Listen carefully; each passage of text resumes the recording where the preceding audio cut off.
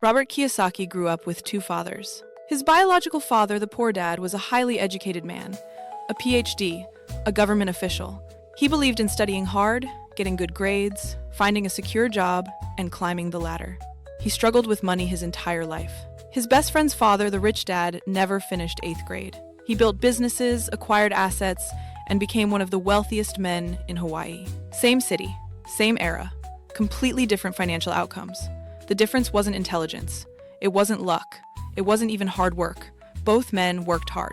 The difference was what each man believed about money, and what each man taught the next generation. Today, I'm breaking down Rich Dad, Poor Dad, one of the best-selling personal finance books of all time, and the 3 lessons inside it that most people were never taught. Welcome back to Brief Mind Books' weekly breakdowns of the world's most powerful books, distilled into ideas you can actually use. New here? Subscribe. We post every single week. Let's get into it. Lesson 1. The rich don't work for money. Money works for them. Most people follow what Kiyosaki calls the rat race. They get a job, they earn a salary, they spend almost all of it on rent, food, bills, lifestyle. They need more money, so they work more hours or chase a promotion. The cycle repeats forever. The emotion driving this cycle, Kiyosaki says, is fear. Fear of not having enough. Fear of falling behind. Fear of what people will think. That fear keeps people running on the wheel, always busy, rarely building anything. The rich dad taught a different lesson. He said, "Don't work for money. Make money work for you." What does that mean practically?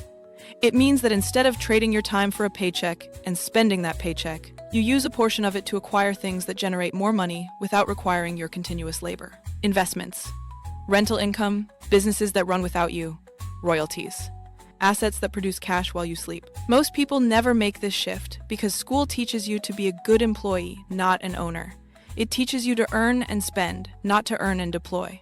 The rat race isn't a moral failing, it's a design. The system works exactly as intended for everyone except the person running in it.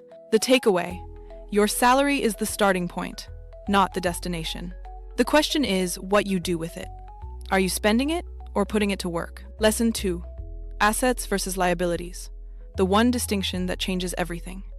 Kiyosaki says that wealthy people know one thing that almost nobody else does. The difference between an asset and a liability. An asset is anything that puts money into your pocket. A liability is anything that takes money out of your pocket. Now apply it to the most common financial decisions people make. A car. Most people think of a car as an asset, but does it put money into your pocket? No. It takes money out through payments, insurance, fuel, maintenance. By Kiyosaki's definition, a car is a liability. Almost always. A house. This is where people get upset. Kiyosaki argues that your personal home is also a liability, not an asset, because it takes money out of your pocket.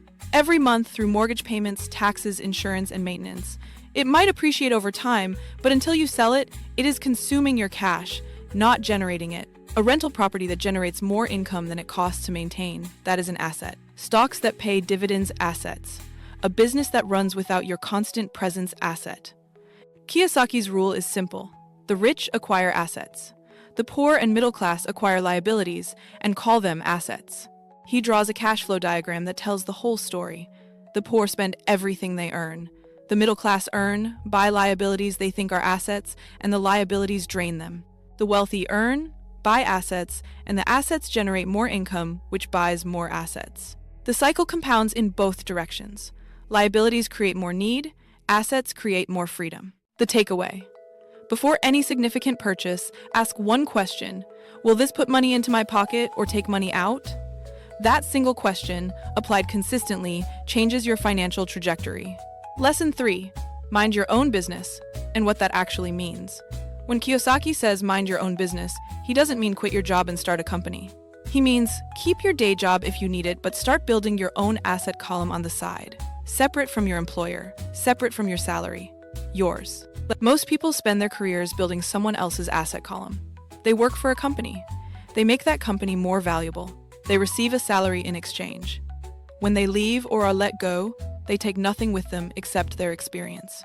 Minding your own business means building something that accumulates value for you, not just for your employer. It doesn't have to be dramatic. It could be a small rental property, a stock portfolio, a side business, a royalty-generating skill. The form matters less than the principle. You are growing an asset column that you own. Kiyosaki's rich dad kept his day job early on. He didn't abandon income while he was building, but he directed as much surplus as possible into assets, real estate, business investments, and over time, the asset column grew large enough to replace the job entirely. The job was the vehicle. The assets were the destination. He also makes a point here about financial intelligence, what he calls IQ, in 4 areas: accounting, investing, understanding markets, and law. Not deep expertise in all 4. Just enough literacy to make informed decisions and to know when to hire someone who knows more than you. The takeaway: your job is what you do. Your business is what you own and build. Start the second one while you still have the first. Bonus: the tax lesson nobody taught you. This isn't in the official 5 lessons Kiyosaki lists, but it's one of the most eye-opening passages in the book, and it's worth covering. Kiyosaki explains the fundamental difference between how employees and business owners are taxed. An employee earns money. The government takes its cut: first income tax, payroll tax, and the employee lives on what remains. A corporation earns money. The corporation spends on expenses, legitimate business costs, and pays tax only on what remains after those expenses. The business owner can direct many personal expenses through the business legally, reducing the taxable amount significantly. Kiyosaki's rich dad summarized it this way: the employee works for the company, the government, and the bank in that order. The business owner earns, spends on the business, and pays tax last. This is not a loophole. It is the design structure of how taxation works. The tax code in most countries is written with incentives for business ownership and investment, not for employment. The takeaway: understanding the rules of money is not optional if you want to build wealth. The rules are not hidden, they're just not taught in school. That's the gap this book tries to fill. Here's what Rich Dad Poor Dad is really teaching. Lesson 1: stop working for money. Put money to work for you instead. Break the rat race by shifting from spending your income to deploying it. Lesson 2: know the difference between assets and liabilities. Acquire things that put money into your pocket. Stop calling liabilities assets. Lesson 3: mind your own business. Keep your job if you need it, but start building an asset column that belongs to you, not your employer. Bonus: understand how money is taxed. The rules favor business owners and investors. Learn the rules. One honest note: Kiyosaki's specific investment recommendations, particularly around real estate speculation, have attracted criticism, and rightfully so. Some of his tactics are risky and not universally applicable. But the financial mindset this book instills the distinction between assets and liabilities. The shift from employee thinking to owner thinking, that part has stood up for nearly 30 years. Read it for the philosophy. Do your own research on the specifics. I've linked the book in the description if you want to go deeper. If this breakdown helped shift how you think about money, subscribe to Brief Mind Books. New video every week. Next week, Can't Hurt Me by David Goggins. The 40% Rule and what it reveals about what you're actually capable of. See you then.